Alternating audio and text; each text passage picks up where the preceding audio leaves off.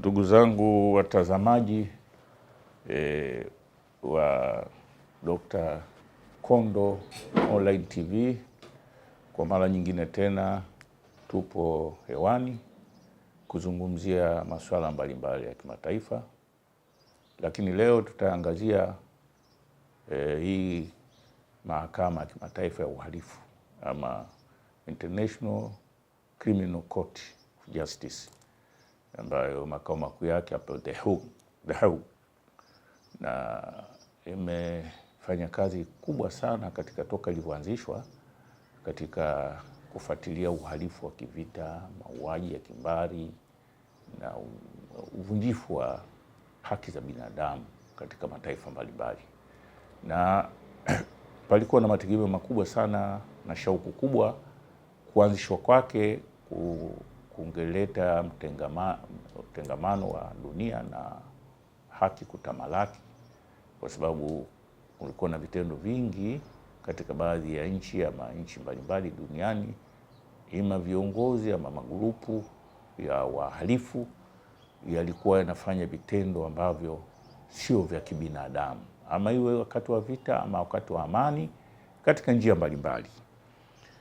Lakini sasa picha tunayopata na matukio yanayotukia juu ya mahakama hii ya kimataifa, ambayo awali ilikuwa ndio tegemeo kubwa na ilikuwa inashawishi kwamba patakuwa na ukomo ama kujizuia kwa baadhi ya watu ama taasisi ama magrupu mbalimbali yanayoendesha uhalifu wa dhidi ya ubinadamu duniani.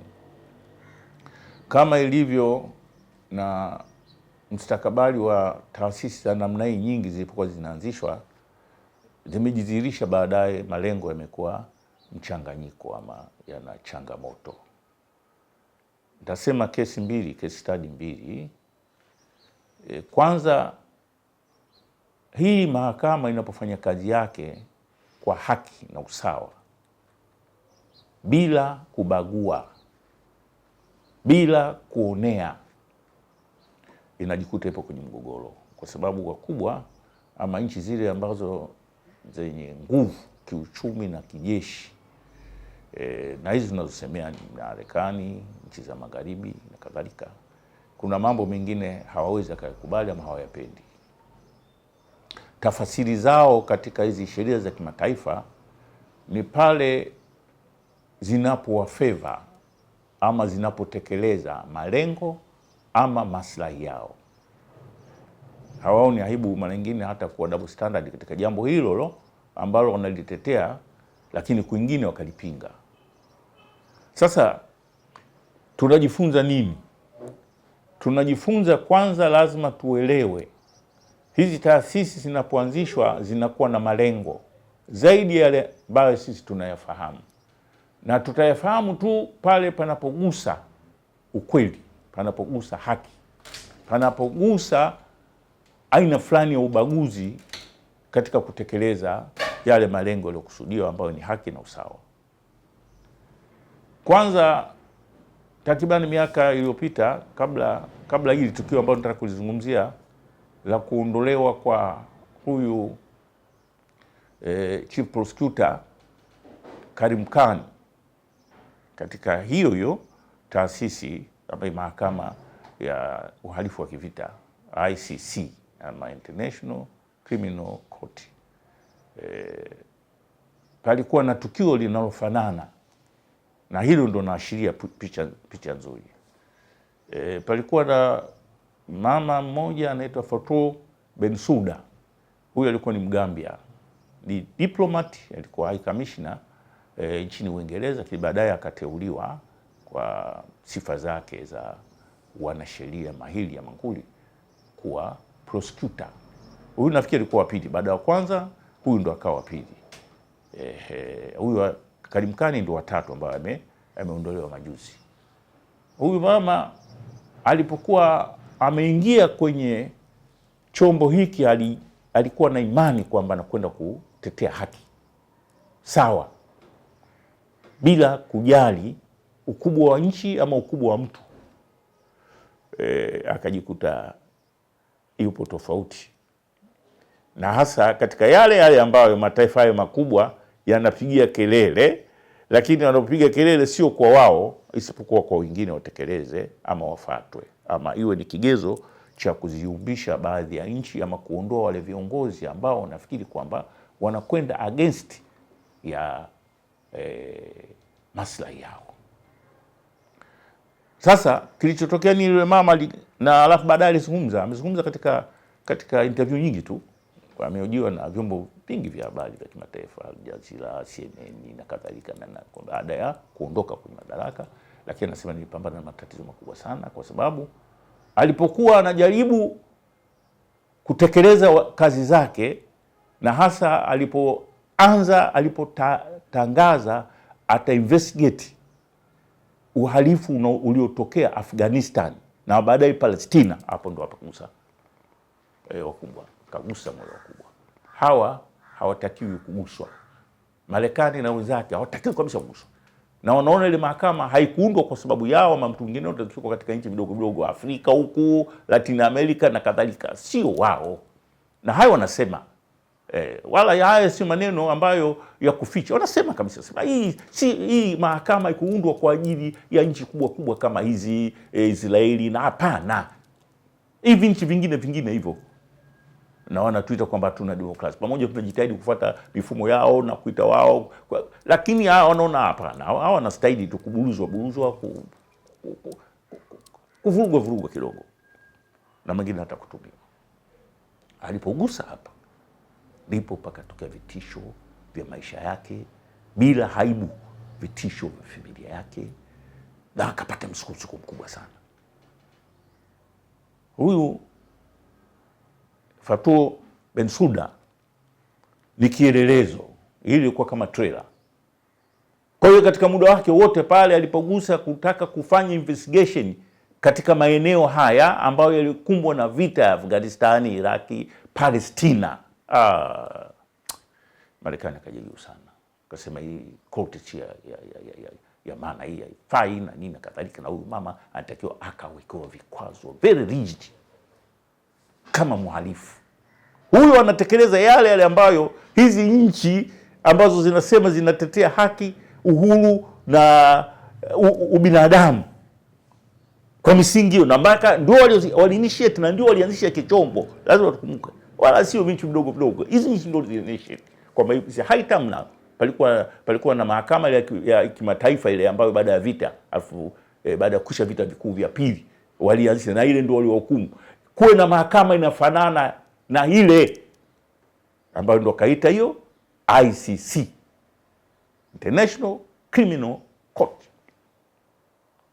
Takaleta na Hague ndo pale makao makuu.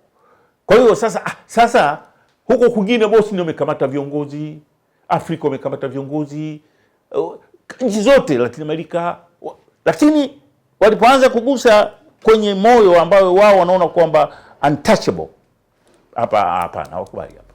Hii mzungu ama wenzetu hawakubali. Hiyo lazima tufahamu, tujifunze. Sio kwamba tunashabikia tu, hapana, lakini bahati nzuri evidence zipo. Tunazungumza na evidence, hatuzungumzi kwa ushabiki, hapana.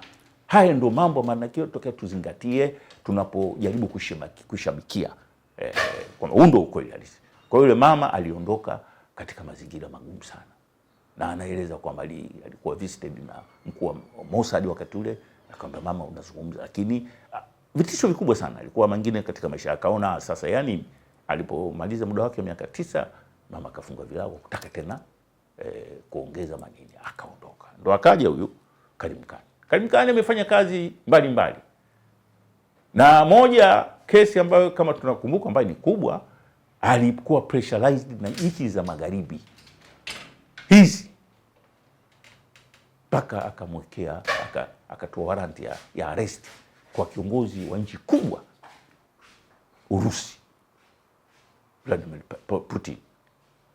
Nchi za magharibi zilishangilia sana ili jambo na zikaelezea utekelezaji wake, kasema kwamba huyu akipita kwenye anga yetu tutatuma Air Force wengine, tutaikamata ndege yake. Mpaka una vitisho vingi na sherehe kubwa sana kwamba Putin akamatwe, kama mhalifu wa kivita, na mazingira yake, mimi sitaki kwenda mbali sana, mazingira yake hayafanani kwa sababu it was fictitious, kwa sababu hata evidence zake na ile hatua zake zilikwenda haraka sana bila kufuata hata misingi yake. Lakini kwa sababu kafanyiwa huyu, na ilikuwa ni kumdhalilisha, huyu ni kiongozi, kwa sababu katika taratibu hizo Putin ama Urusi haimo, sio signatory katika hii ICC. Ni kama ilivyo Marekani na nchi zingine za not signatory. Donald Trump nchi yake haingii, kwa sababu kama ingeingia ingeanza kushtakiwa toka vita vyote vilivyofanya. Vyote kuna mauaji ya mamilioni ya watu. Wa Iraq wamekufa wengi sana. Kuna destruction kubwa. Sababu zilizofanyika pale hazipo. Na hamna mtu yote alimtuma, kwa sababu Umoja wa Mataifa hakushiriki. Uvamizi ule mkubwa, la watu wamekufa wengi, na nchi imegharimia kwa watu na mali, lakini kwa sababu sio signal, na anajua vitendo vyake. Kenda Afghanistan kwa miaka 20, nchi zote hizi za NATO na wengine wamevuga ile nchi mpaka wameiacha pale walipoacha. Hakuna mtu anayezungumzia. Watu wamekufa wengi sana, innocent people, pamoja watoto, wanawake, lakini hao ndio wanasema viranja wakubwa wa kusimamia demokrasi, lakini haki za binadamu. Haki hizi zipo wapi? Ndio hii mambo lazima tujiulize. Haki hizi ni kwao tu au wengine sio binadamu? Lakini tunazungumzia sasa, haya kuna hii chombo ambacho kimeundwa na washabiki wakubwa ni wao. Marekani anashabiki kichombo, lakini sio signatory. Lakini kifika kitaka kukamata kiongozi kama Duterte wa Philippines, waliompeleka rais walikuwa Philippines. Yupo anauzia kwenye majela ya vifungo vya ICC. Wanashangilia yule amemaliza muda wake, ka save miaka 10 Philippines, amekuwa rais. Lakini baadaye yule mpinzani wake alipoingia tu wakahusisha na mambo ya ukiukaji wa binadamu, haki za binadamu, mpaka leo yupo.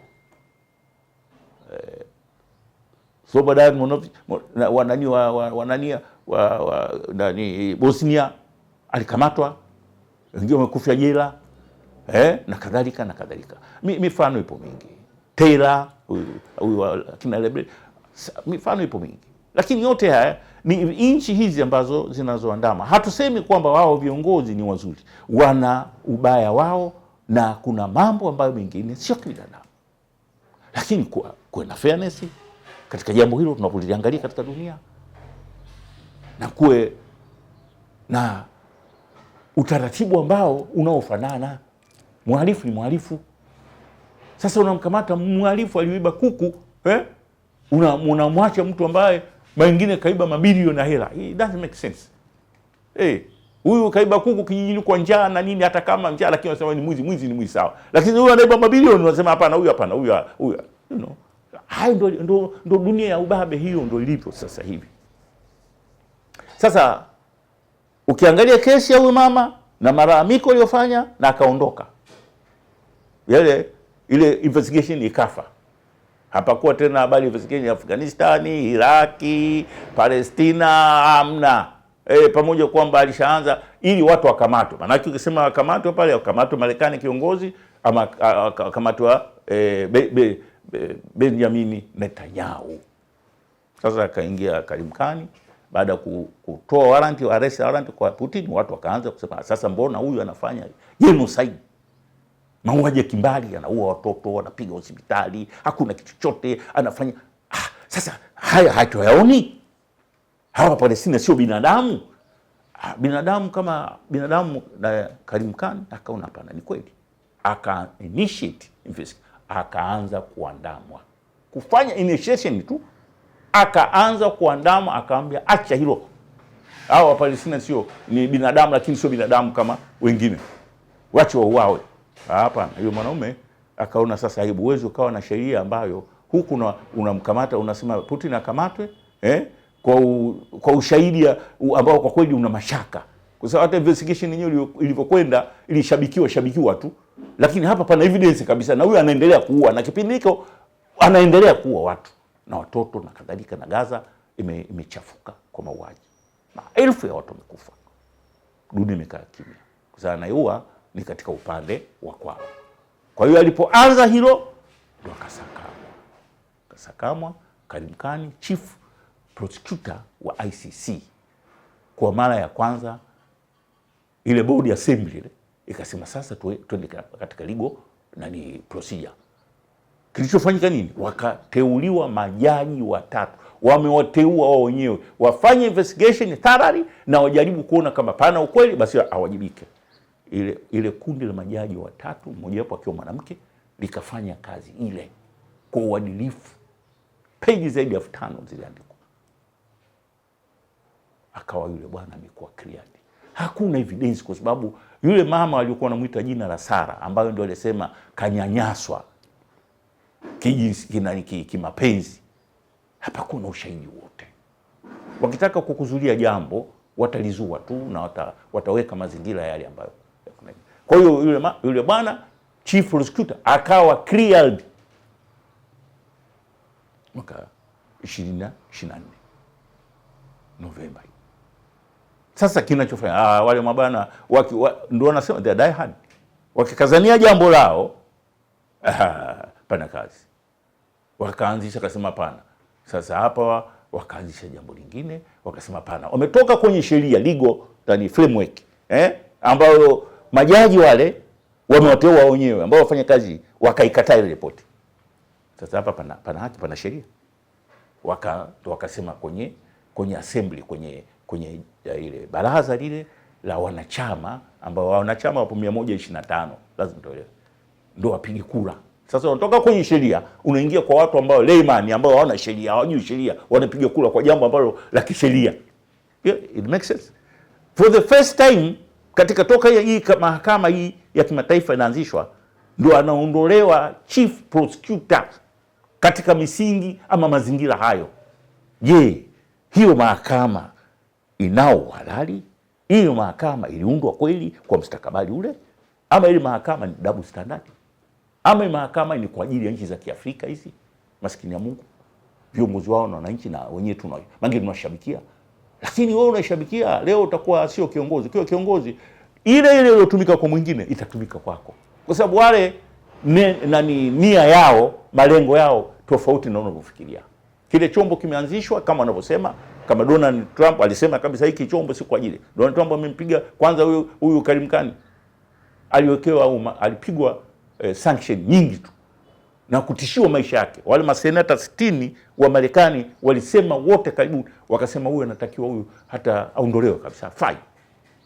Kwa hiyo wamefanikiwa juzi, wamemuondoa. Sasa ndio tunataka tuangazie, ndio uangalie kwamba justice ama unasema sheria, haki, utawala wa haki na ubinadamu na nini, wenzetu hawa tunaichukulia kweli hawisi, kuna seriousness ama kuna double standard? Kosa lake ni kutoa arrest warrant kwa Benjamin Netanyahu na waziri wake Gallant, waziri wake aliyokuwa waziri wa ulinzi. That is, na walimwambia hilo litakukosti, na hapo walimwambia kabla alifanya investigation, lakini akaproceed, akaendelea nao mpaka akatoa warrant. Alipoleta warrant ndio msukosuko sasa akaondolewa juzi. Tunajifunza nini hapa? Ndugu zangu, nataka tuelimishane, tukumbushane kwamba hayo mengine lazima tuangalie kwa jicho la pili vile vile, tusiwe mashabiki tu. Na mwenzako akinyolewa wetia maji. Asanteni sana.